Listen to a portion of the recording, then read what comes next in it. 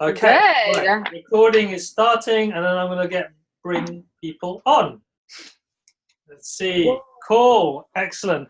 So everyone, thank you for joining this call. To begin with, before we kick off, Sascha reminded me, please put on your videos, but keep your audios off because we don't want a cacophony of sound.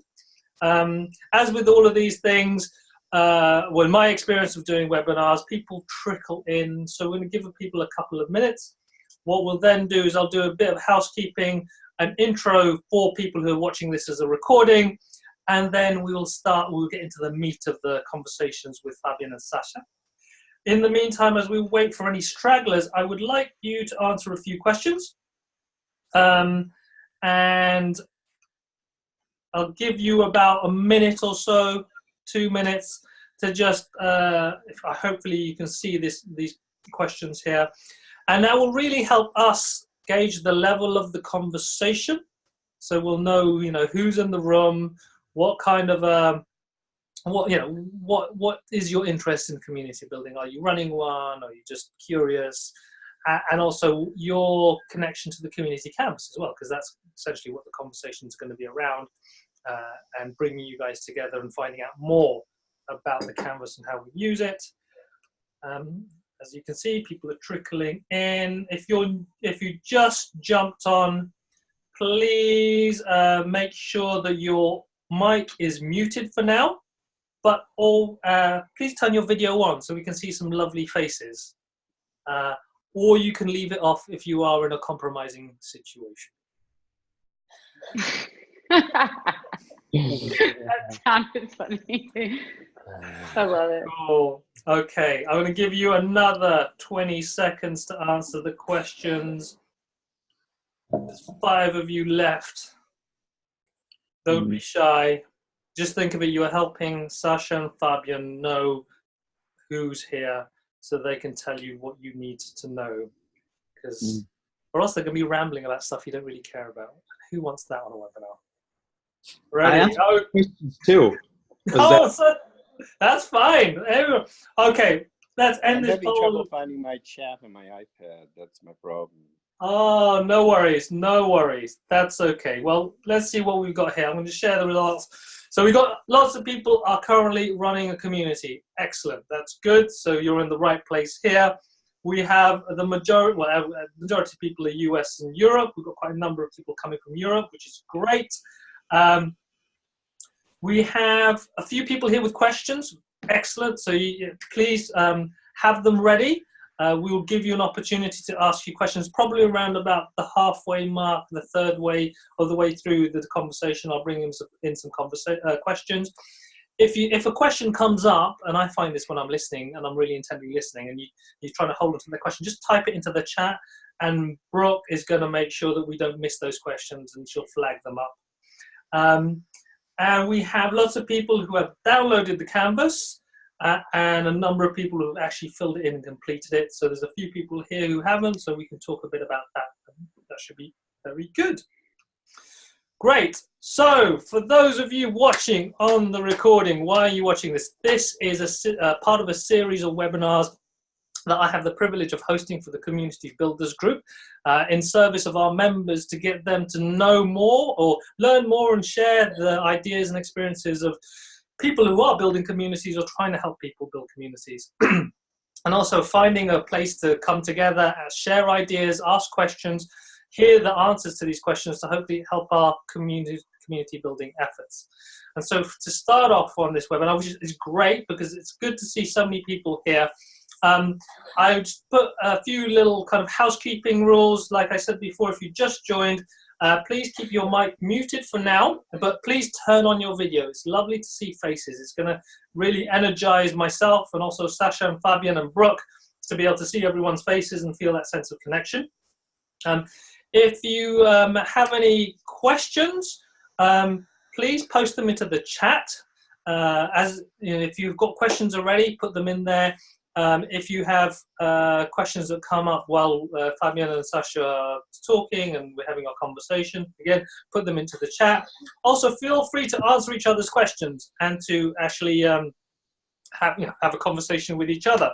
So while I said I kind of gave a broad, asked a broad question in the polls about where you're coming from, I'd love it if you could all type into the chat where exactly in Europe and the US you are watching from, and that'll be a nice way for us to get a feel for the spread that we have of people.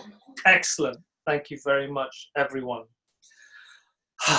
So just to settle down, so like a bit of a high energy start there. Nice, calming, settling into this. So Fabian, Sascha, thank you very much for stepping up and sharing this space with me. Let us kick off. So I've got to give you all a feel of the journey that we'd like to go on. We're going to go from the past to the future of the community canvas and Sascha and Fabian's journey. And to begin with, what I wanted to find out from both of them is, where did the community canvas come from? And whose idea was it? Whose spark was it? And how did you come together to start working on it? So, Fabian, Sascha, unmute yourselves. Take a deep breath, yeah.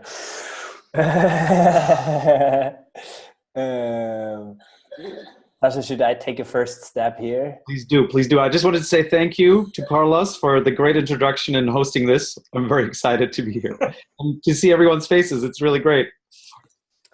Yeah, I mean, that is really the quintessence of this conversation. It's just incredible that most of the people I have we've never met, and the idea that strangers show up here to have this conversation together, that blows my mind, and I think that's incredible. And yeah, I'm very grateful for you guys all to spend a little bit of time together today. For some of us it's morning, some of us it's evening. Community canvas. I kind of gotten into the community work about 13 years ago, and through starting a community called Sandbox. I'm originally, there's a couple of people here from Switzerland and from Zurich. I am originally from Zurich. I went there, started this community together with 4 friends.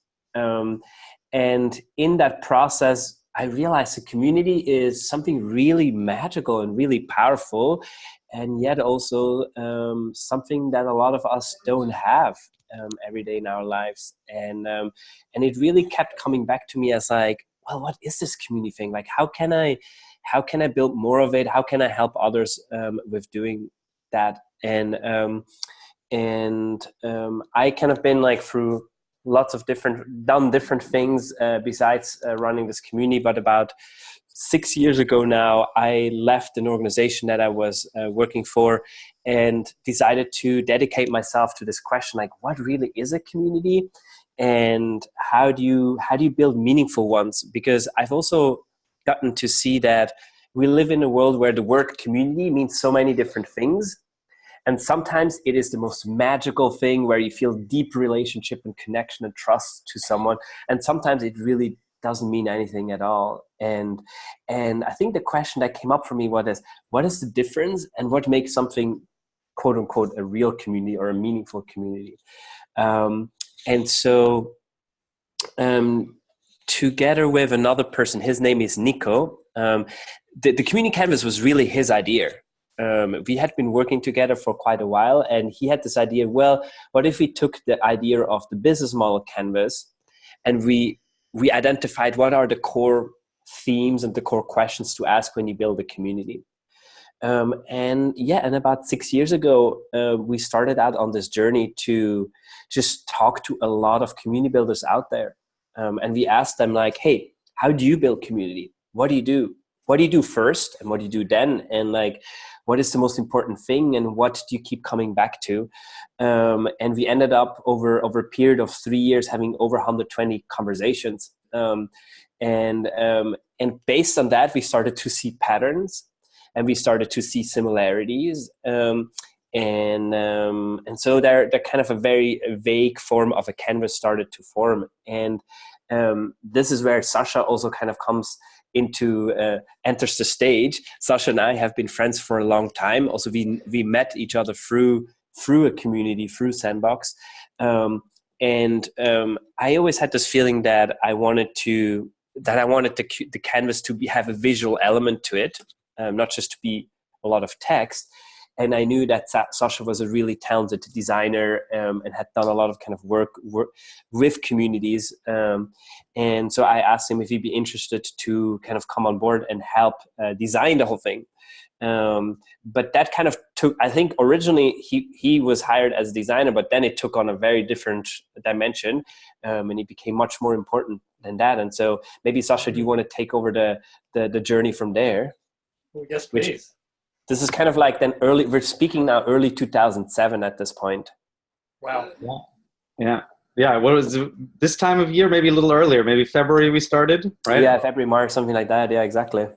And so when Fab approached me with this idea, I thought, wow, this is great, especially because my experience through Sandbox had been really great, and I saw how powerful it can be, and I was like, yeah, I want to help make this. And I love the business. I work a lot with early stage companies, with startups, and I realized the value of the business model canvas and how great it was to have those anchoring points. And so when Fab approached me, he had like this, you had like a Google Doc that was massive. And I started going through it and I was like, wow, there's like so many golden nuggets in here, but I don't think anybody's going to understand anything because it was just a lot of information. So we basically spent the first couple of months of 2017 going through all the content, trying to because obviously they had, Fab had gathered all this information from so many different people. So we went through and tried to streamline everything and create sort of a hierarchy of information and do all kinds of interesting things and all design the canvas. We had so many different versions of it: triangle, square, two circles. It was a really intense project. We had like every week we had like a call scheduled, and we would schedule the next call every following week. And that system worked really well. It gave us a week time to do something, and we reviewed it. And then the next week we had 1 week to finish it. And I guess when we launched, and then I'll hand it back to you, Fab, see how you felt about the whole launch thing. But in my mind, I was like, this is great. This is such a cool thing. And, if 500 people, maybe 5,000 people download the canvas, that would be amazing. I would be like totally blown away. And so we put it out there. After we put it out there, we were like, maybe we should have a Facebook group, would be cool to talk to some people, maybe there's 50 people. And it turned out to be very different. And now, like 50 or 100,000. We actually don't really do a good job sort of purposefully tracking who downloaded it. So there's lots of people who've downloaded, like over 50,000. And, our Facebook group is 3,000 people. So it's been kind of an amazing journey in that sense. Nice. Wow. So I'm really curious. That time is like that pushing the button and launching it. By that time, were you super confident this was something that needed to be shared, or were there nerves? Well, I mean, I felt pretty much since before we launched the canvas that it was a pretty broken model and had a lot of issues. So definitely putting out there seemed like a big risk. And honestly, why even people resonated with it, that feeling has only increased for me, that I've started to see issues with the model and challenges with it. But I think we got a little bit, I guess we got, it was just being received very positively definitely helped us. I think we've gotten a lot of feedback over the years, and maybe we can go into that a little bit, like what we've been hearing. But I was definitely super nervous about putting it out. At least thanks to Sascha, I knew it was all kind of looking good and making more or less coherent sense, which would not have been I just tried before to look up for like some old drafts, and my plan was to just draw up something in PowerPoint myself. And for anyone who knows my PowerPoint skills, that would not have looked very good. And it was very very basic. So yeah.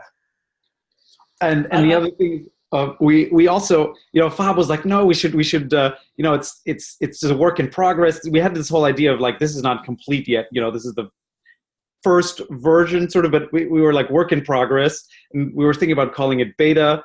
But I was like, no, we should just put it out there and make it a first version. And, we can always have a second version and iterate on that.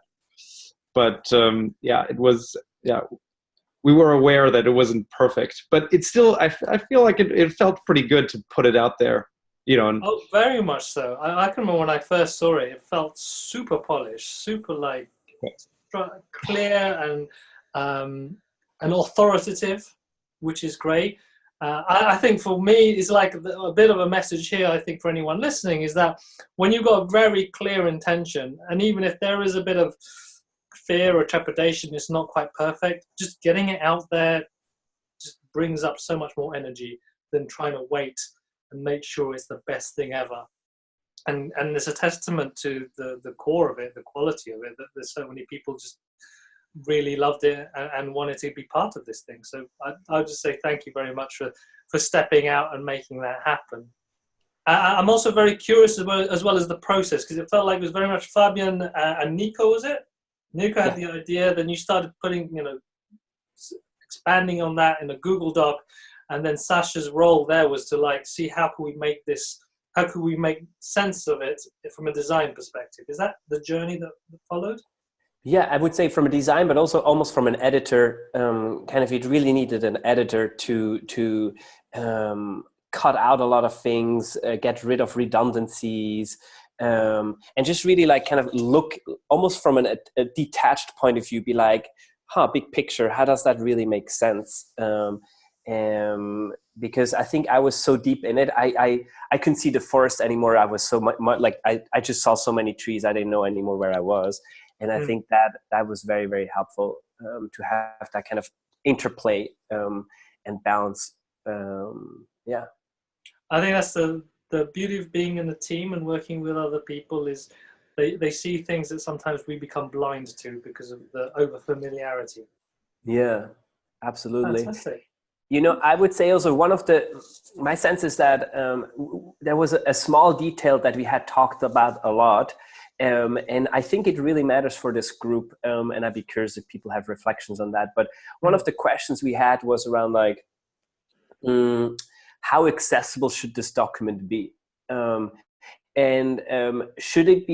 Should we have an email? Should we have like a thing where you have to put in your name and your email and then you get to download it? Or should you maybe, I don't know, pay something for it? Or should you just be able to download it? And I think we came to, or I was always very strongly feeling that, and I think we got as a collective to a sense that it was really important that this was with as little barriers as possible for people to access it. And my sense is what came out of it afterwards, and also this group, kind of that came out of that energy of like really trying to make the barriers of interacting with this as little as possible, and inviting others to contribute to it. Something that we haven't mentioned that is also, I don't know how many languages it's been translated into, but people kind of approached us and have translated into, Sascha, what is it? How many 13 or 15, something like that. Yeah. And German language, even though both Sascha and I speak German, we did not do the German translation. And the German translation just went live yesterday or day before. Is that right, Sascha? Yeah, exactly. Yeah. Well, that's a testament to how useful people are finding it, if they feel the need to do that translation. Yeah. So in terms of designing and making it happen, was there any, during this process of creating the canvas, and you said you saw patterns and various things that people were doing that seemed to be repeated, were there any and the canvas is very rich, there's quite a lot of stuff in there. For people, some of us who are getting to grips with the canvas, maybe not filled it out, were there some key elements that you were saying were foundational to the community canvas that you thought, this must be in there? Always the first thing that sprang to mind when you were designing it. Yeah.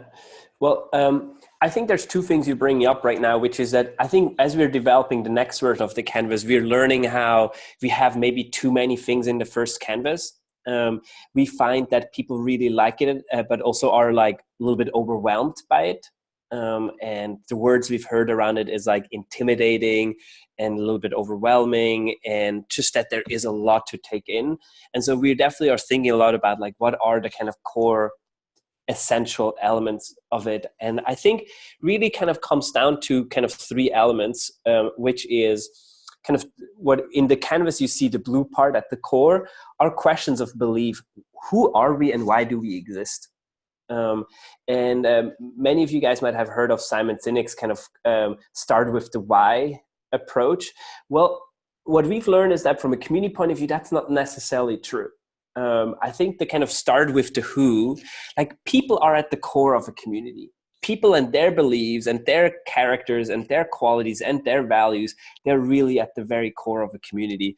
And I think that was one of the very strong things that kind of came out of like developing that. That really it's kind of whoever you have at the center of community, they will define what comes out of it. The second is just that most of what builds trust and belonging, which are in the end of the day, all of this is about creating trust and belonging, comes from this kind of experiential part. And there, I think doing shared experiences was not a big aha. I think having shared experiences being kind of a core element of how you build communities, I don't think that was a big aha moment. I think the big one came through having rituals in there. I think rituals is something that we started to see pop up more and more, how they're small symbolic markers of stages maybe you go through, or things you celebrate, or how this journey really develops. And I think really starting to look at a community thing not as something static, but as a journey that members go through, and these rituals that mark different elements of that journey. And then the third is kind of, I would say, on the green side, is the question, what keeps the community healthy? A lot of communities, I think, start out with a lot of excitement, with a lot of energy, but then at some point they run out of their leaders' energy. A lot of people burn out of running communities. A lot of people don't address the juicy elements of community: money, sex, and power. And so they don't have a money strategy. They never really talk about the power distribution. And then the sex thing kind of just creeps in, I guess. And so I think the kind of the green element is really around like, how do you assume a community is not just something you figure out once, but that you have to keep gardening, you have to keep nurturing, you have to like a garden, you can't just like water it once and then just let it be forever. You have to constantly like take out the weeds, and you have to like cut the flowers a little bit and take care of it on an ongoing basis. So those are kind of the three core elements that I sense became the core centerpieces of the canvas. Sascha, feel free to like jump in and like provide your own perspective. This is not necessarily the perspective. This is just like my personal perspective on things here. Yeah, no, I totally agree with all that. I think for me, as it developed over time, I think that the three things were sort of the belonging, trust, and resilience, which kind of map to what we have as identity, experience, and structure. I guess they're just similar words, different words for the same thing, but I thought they were more meaningful. And I think that's kind of also been sort of the journey since we launched, is understanding sort of the nuances of the things that we put out there and how they are different and what's missing. Yeah. So does anyone have any questions so far? Please raise your hand on camera if you feel like... excellent. Peter, please unmute yourself. Thank you very much. Sure. Thank you very much, Sascha and Fabian and everybody else for making this possible. I had a question about the sort of execution of the canvas, actually.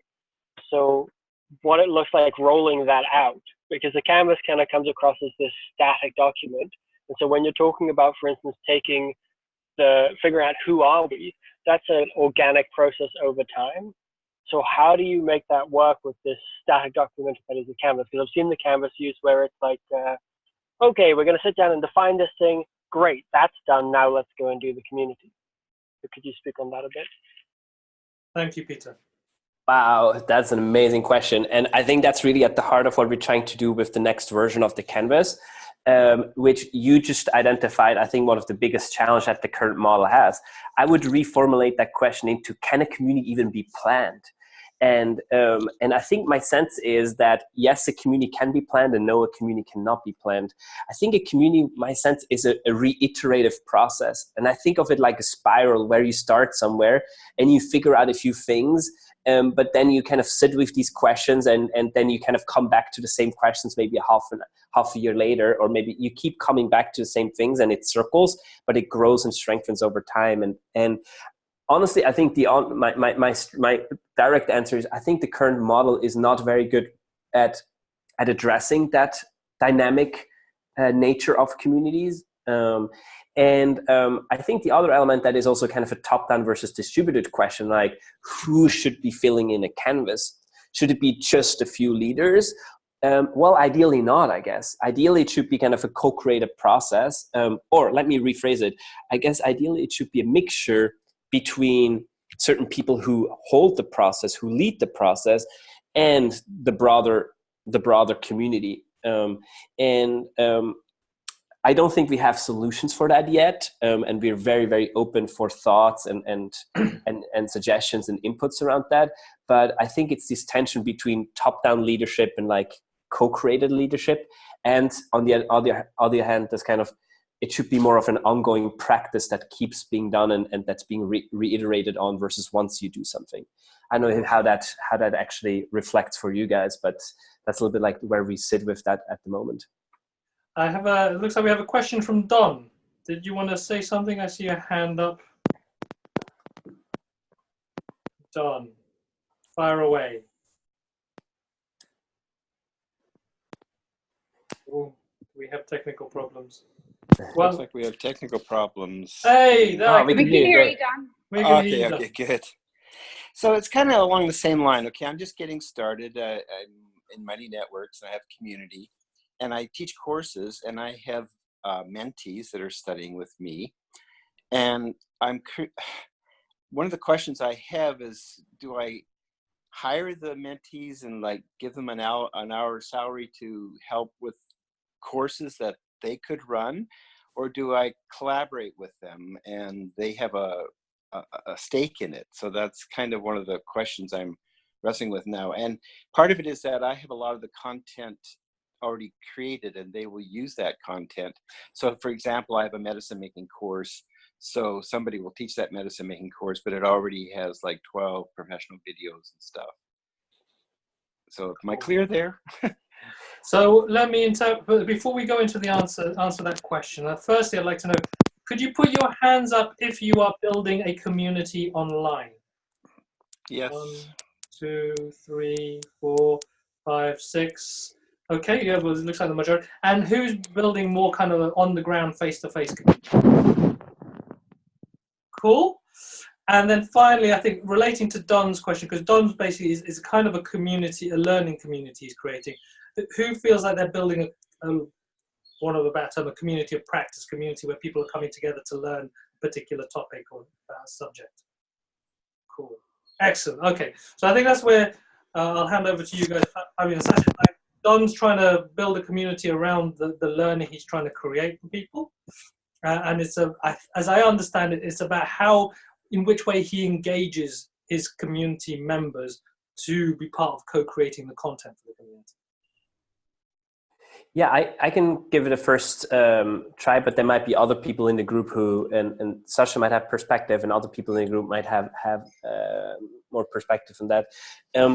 Roughly speaking, I would say that one thing we've learned is like when looking at communities is that there's two ways for people to show up in groups. One is as a consumer, and the other is as co-creator. And these two are two radically different ways to showing up. A consumer shows up and is like, this is your group, and now show me what you got and entertain me. Give me all your best. And it will really influence their behavior because they assume the burden of leadership, the burden of creation is on your side. And my sense is paying people for it does not necessarily change that behavior. It creates a little bit different incentives in the short term, but I'm not sure if it creates role models for that in the long term. The co-creation behavior is ideally one where it feels like, this is all of ours group. This is not something that is owned by Don, but it's really kind of, I get to shape a part of this, I get to hold a part of this, I also get to own a part of it in a certain way, not necessarily owning in the traditional legal commercial sense, but more in an emotional sense. And I think the co-creator mindset of showing up is very different. It's like people are willing to put in a totally different kind of energy, and I think the creativity unlocks is also very different. And the golden question is, of course, how do you turn consumers into co-creators? I think that's a really hard and complicated question, honestly, and one I wrestle with personally a lot. At the center of that is power. I think at the center of that is power, and how much are you willing to let go of power? Because letting of power is something that community builders say very easily, and it's easily said, but it also goes with losing control, right? And I would say for me, like this very Facebook group is kind of an experiment in that, where I think we try to approach this Facebook group as not something that we own, we run, we kind of are doing, but we've been trying to just have open invitations for the people who show up and are willing to co-create this with, that this is the space for, and that is really a platform for all of us. Yeah, sometimes that can be tricky because what if you have people taken into places you don't want to and whatnot? So there I think is space for being very clear in the agreements that we have together. But that's kind of a first reflection I have on that, around seeing how can you get them to be co-creators and feel really invested into this without giving them short-term incentives around paying them.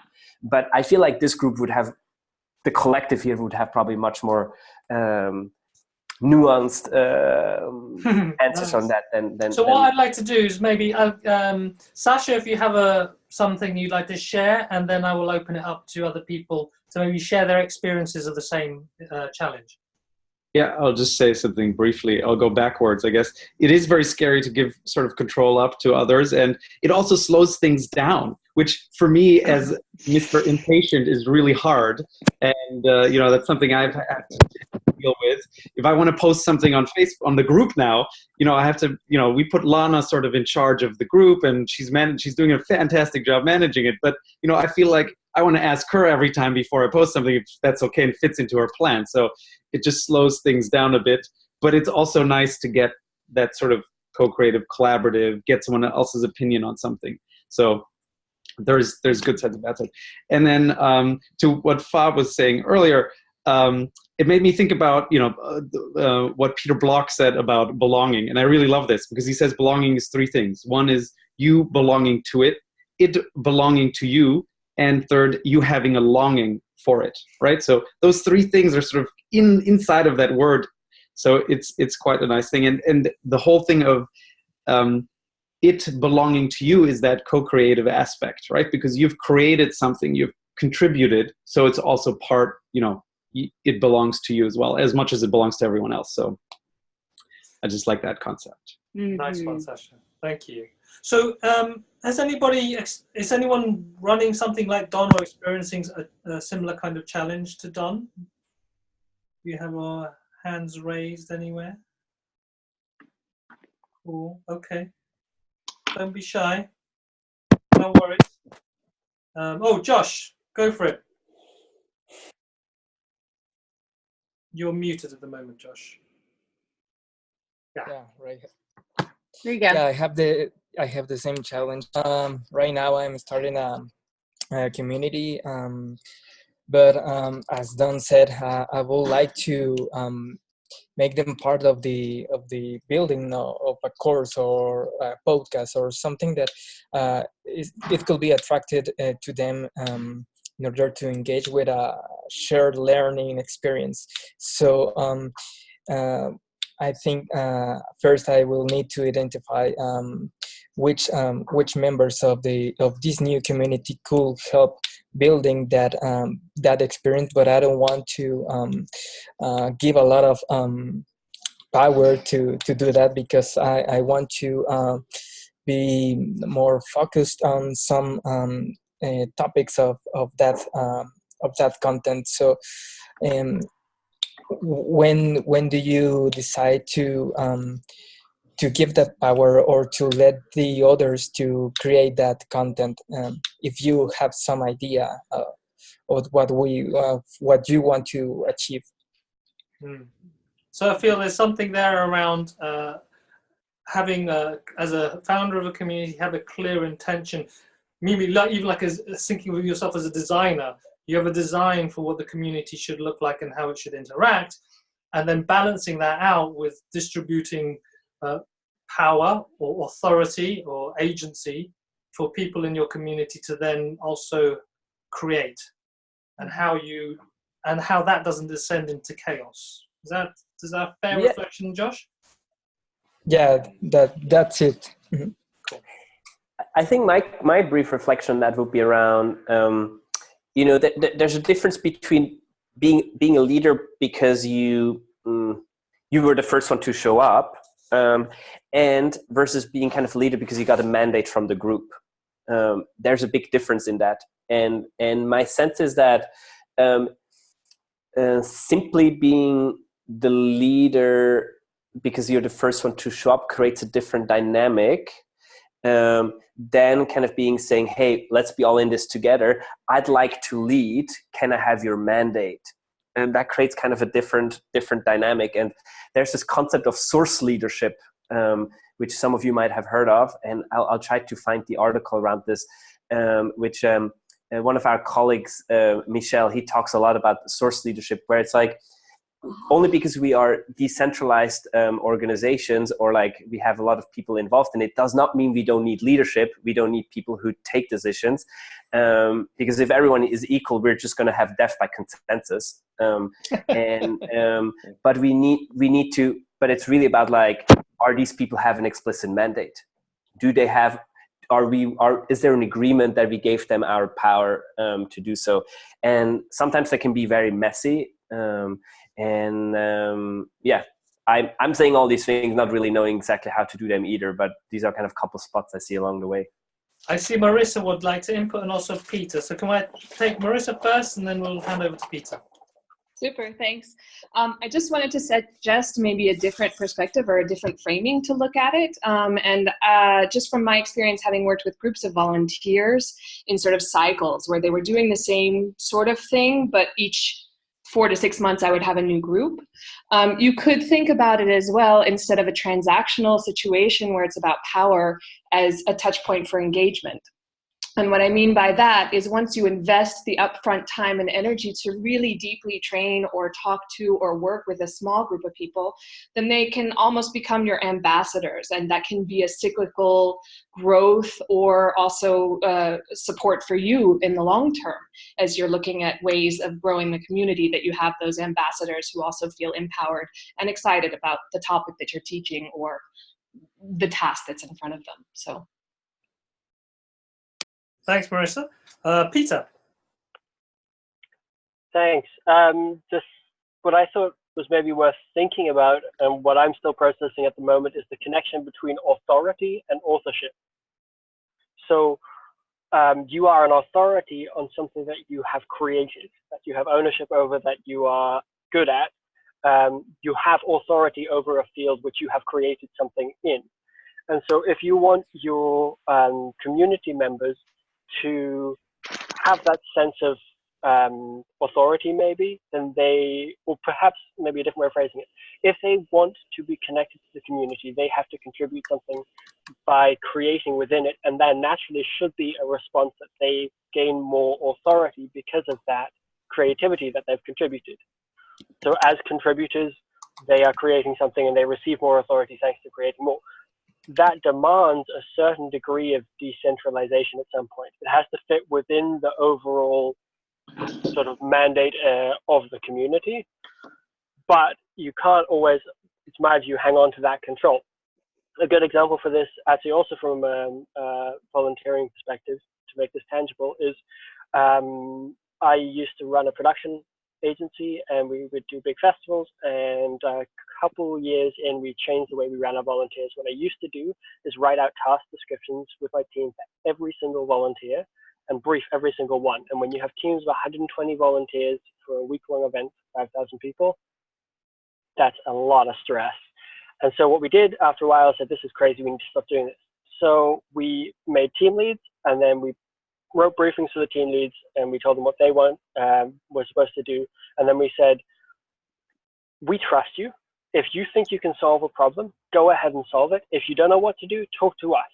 The only thing is, none of your team members are allowed to talk to us. They have to talk to you first. And so we gave them the authority to solve that problem. And what we saw is them taking far more ownership, and them solving problems without us having to get involved. And it was amazing. I got to actually enjoy some of the festival rather than put out fires. I don't know if that helps a lot. That's fantastic, Pete. Actually, and I would. Sascha's going to come in there. I was going to say it relates to, I think, part of the canvas, which is around roles. But I'll let you go, Sascha. Yeah.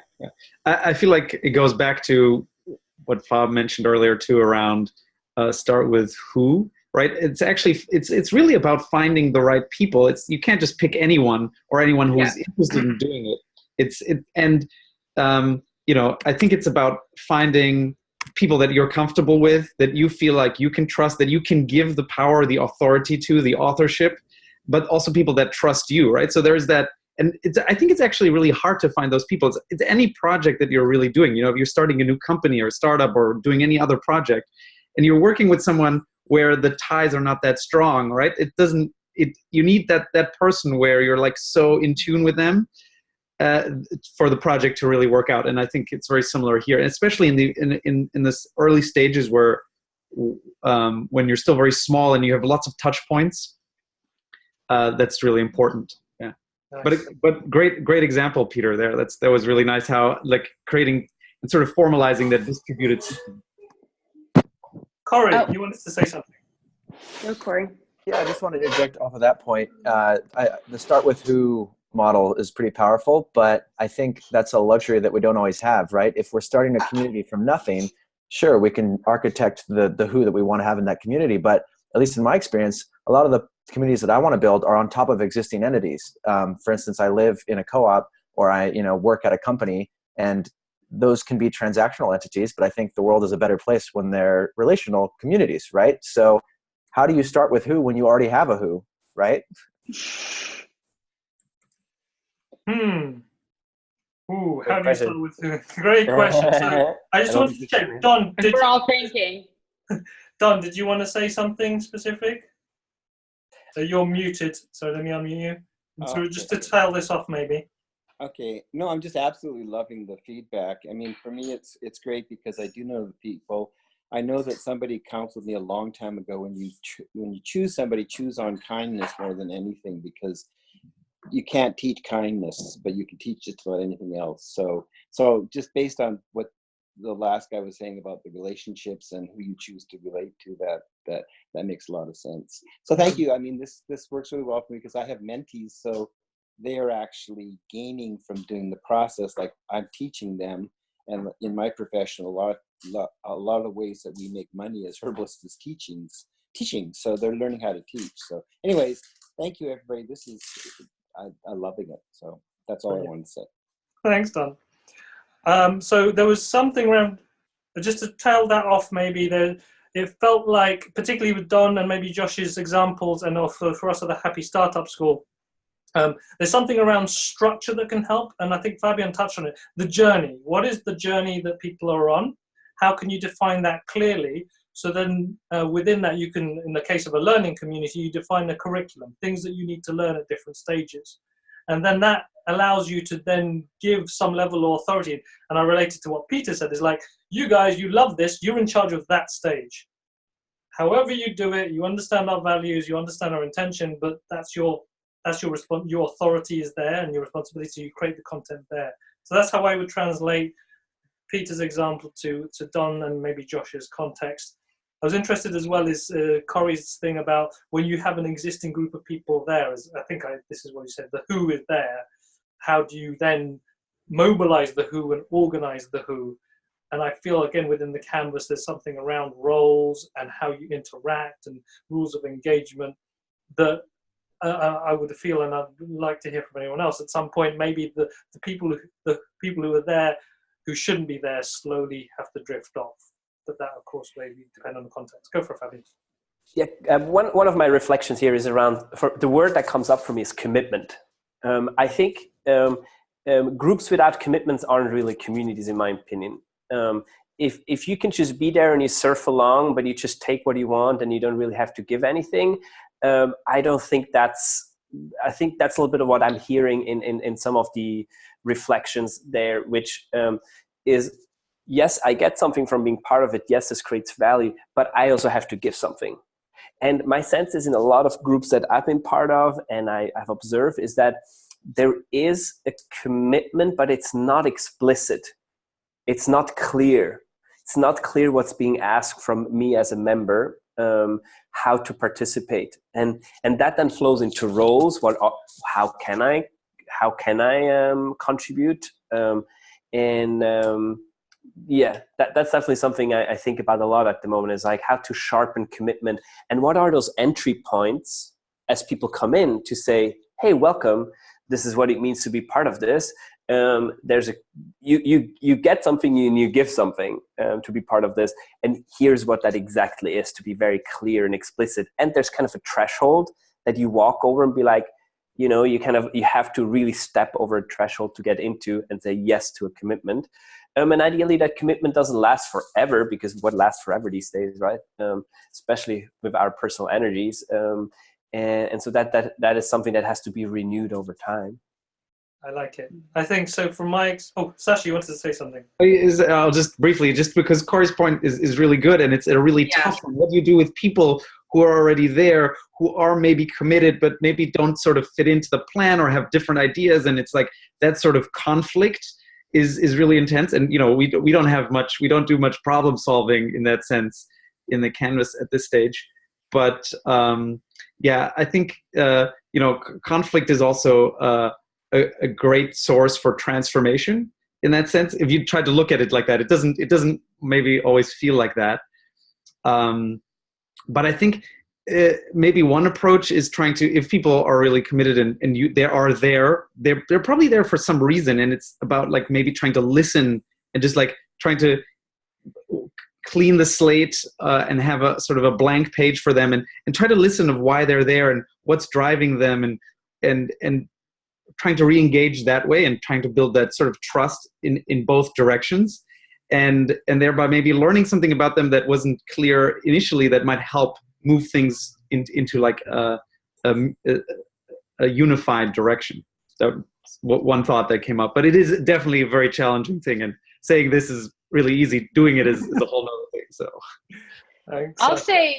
I'll say one thing around that as well. I think I work with I go into communities and I help, develop more health and wholeness and relational, wholeness as well. And I think that, a lot of times we try to focus on, the troublemakers or, the people that aren't engaged. And, Corey, when you said that, I really resonated with it. And something that I found to be helpful is just creating a space for people to come and be together, putting the framework of an experience that is people can or don't have to participate in, and doing that consistently, as well as really focusing on who are the key leaders, and let's focus on their health and well-being, and not trying to manage and make the complainers or the people that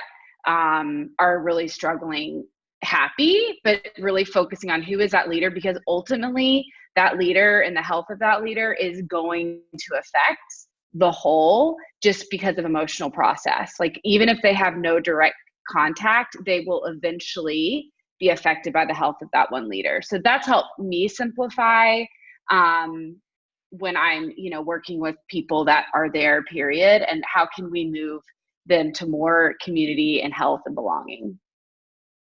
Cool. Thank you very much, Brooke. Mm-hmm. There was another couple of questions. I'm very conscious that we have about just under 10 minutes left.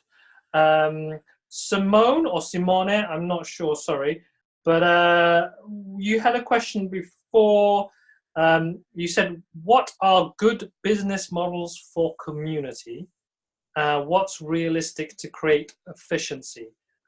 If you're able to maybe unmute yourself and elaborate on that question, that'd be great.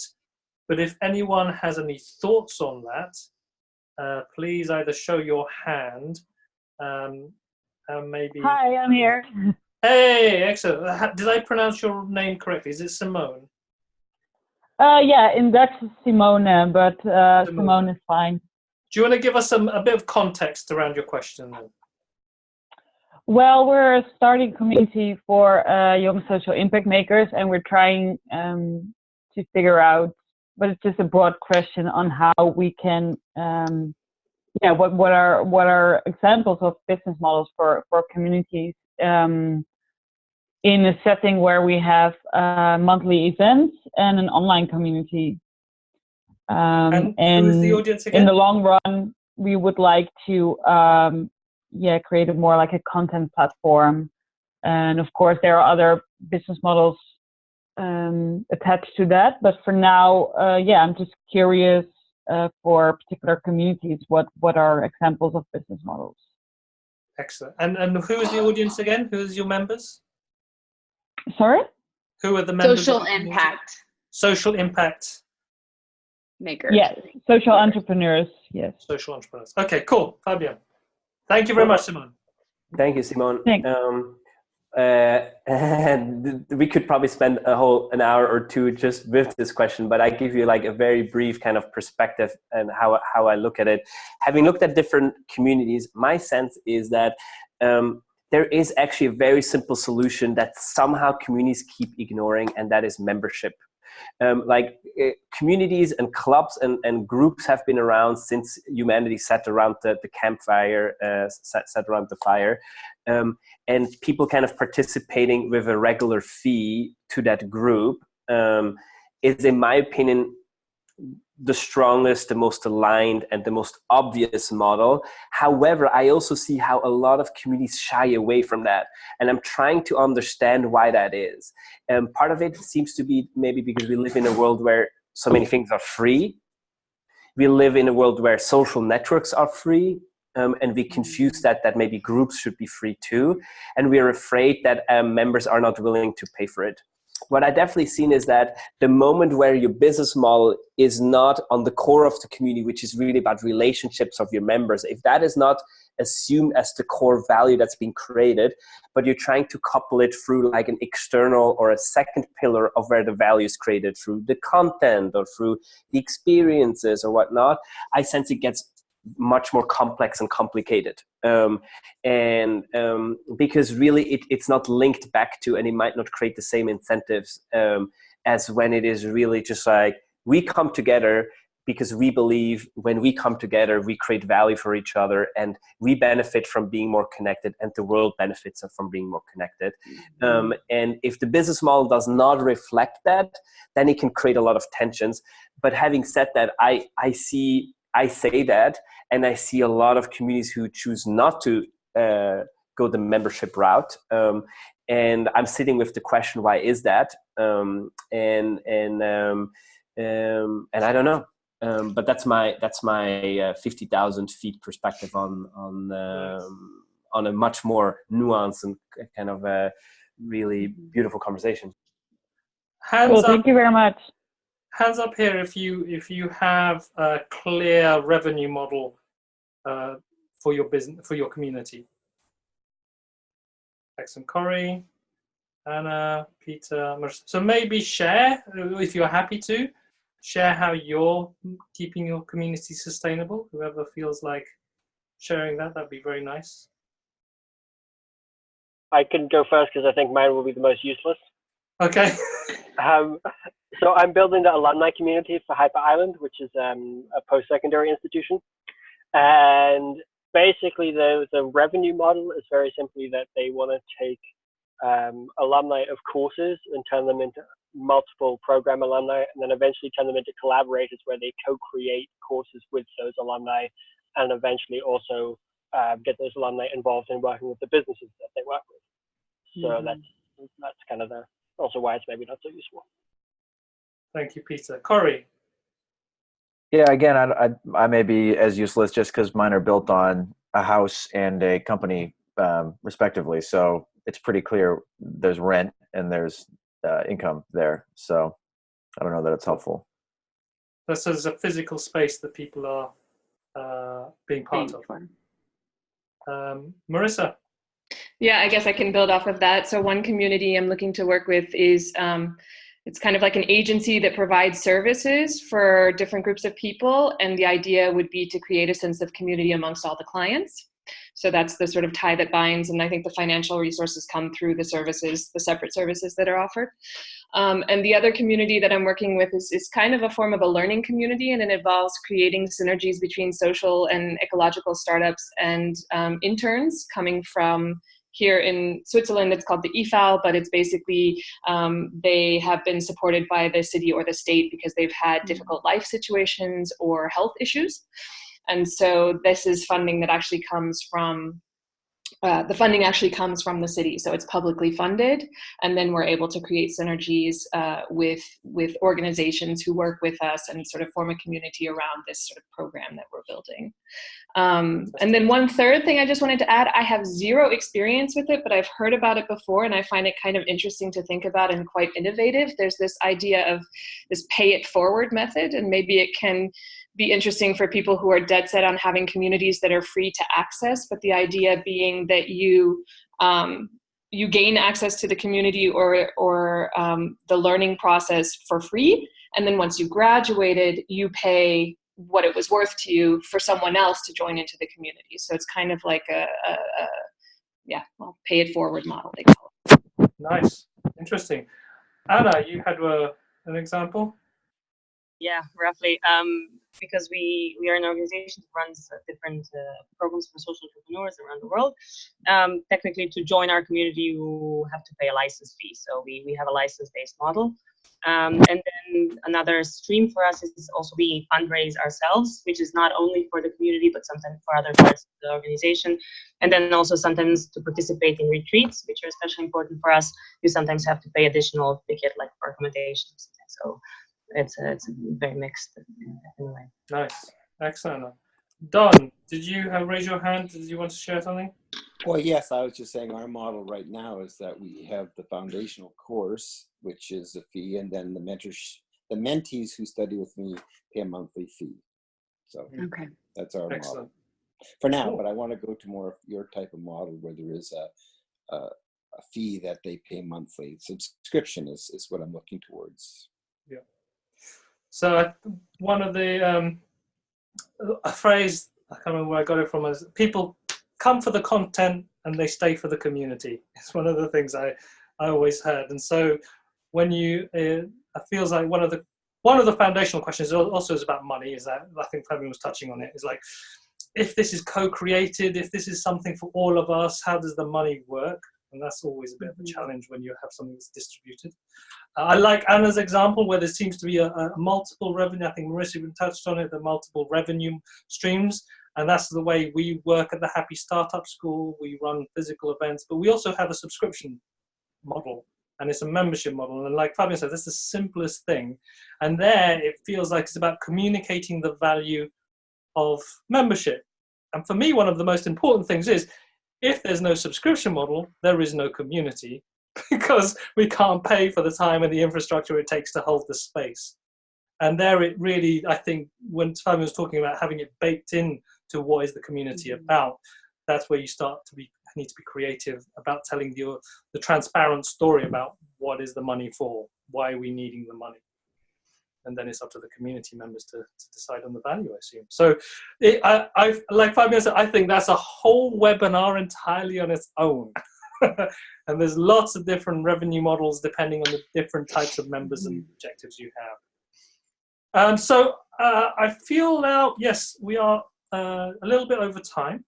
I'm sorry if we haven't been able to answer all of your questions. The recording will be up on the Facebook group, if not tonight, by early tomorrow morning, if you want to watch it again. It feels like if you want to continue the conversations, please, once the video's up again, I urge you to go on there. Ask any questions that you didn't feel got answered on the video right now. But B, most of all, please say how you found, what you felt about this call, whether you enjoyed it, whether you liked it. If you really hated it, maybe don't say it. Contact us directly. Just tell everyone, it's amazing, you got to get on these calls. But ultimately, I hope all of you feel, for me, it's like having something like this, you get a stronger sense of connection with everyone in the community, and it feels less intimidating to engage when you're on the Facebook group. So radical honesty. So, radical honesty.